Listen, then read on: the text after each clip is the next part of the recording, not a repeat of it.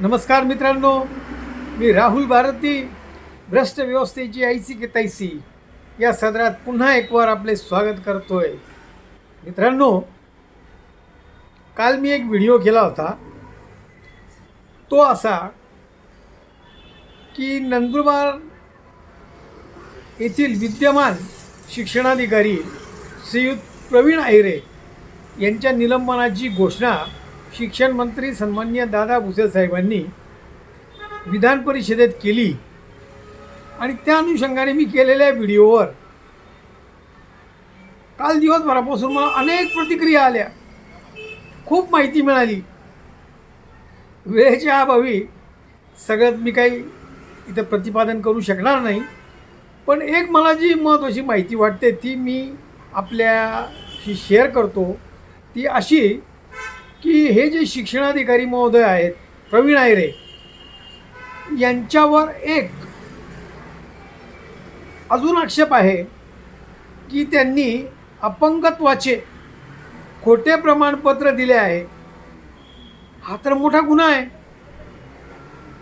आणि त्या संबंधाने काही मित्रांनी मला असंही सांगितलं की आम्ही त्यांच्या या गुन्ह्यासंबंधाने आम्ही त्यांचे शिक्षण उपसंचालक, संचालक, आयुक्त, शिक्षण सचिव, शिक्षण मंत्री यांना वेळोवेळी कळवले, पण हा इतका मोठा मल्ल आहे की याला कोणीच हलवू शकले नाही.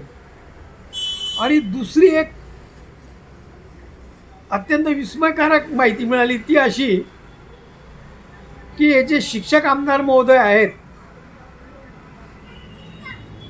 ज्यांनी विधान परिषदेत प्रवीण ऐरे यांच्या नावाची भक्कम तक्रार सादर केली. या आमदार महोदयांचा कोणी एकेकाळी हा प्रवीण ऐरे जीवश्य कंठस्य मित्र होता आणि त्या संबंधातून त्यांच्या प्रत्येक निवडणुकीमध्ये याचा मोठा सहभाग असे, तो सर्वार्थाने. मात्र पुढे काही असं घडलं की हा प्रवीण ऐरे त्या आमदार महोदयांना, किशोर भाऊंना सोडून शिक्षण मंत्री दादा भुसे यांच्या संपर्कात आला आणि तिथंच प्रस्थापित होऊन गेला. म्हणून कदाचित सन्माननीय आमदार महोदयांना त्याचा राग आहे. परंतु काही का असेना, सर्वसामान्यांच्या तक्रारीची तो कुठेच दखल घेतली जात नाही, घेतली गेली नाही. मात्र सन्माननीय आमदार महोदयांनी, कारण काही असू देत, ते सगळ्या कंसात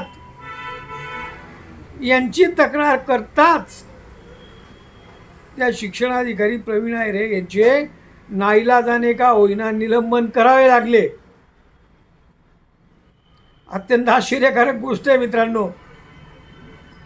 अन्यथा जसं एवढ्या वर्षापासून मागील काळापासून प्रवीण ऐरेचं काहीच वाकडं नव्हता. तो शिक्षणाधिकाऱ्याच्या गुबगुबीत खुर्चीत स्थानापन्न होता, मजा मारत होता, गमजा मारत होता. दिवाळी माझ्या खिशात, आमदार माझ्या खिशात, मंत्री माझ्या खिशात.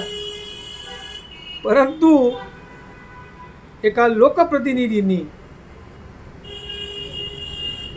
काही कारणाने का होईना यांचा कच्चा चिठ्ठा विधान परिषदेत सादर केला आणि याचं निलंबन करवून घेतलं. हे नसे थोडके. मित्रांनो, या संबंधाने जशी जशी मला माहिती प्राप्त होते ती मी आपल्यासमोर निश्चितच ठेवेन.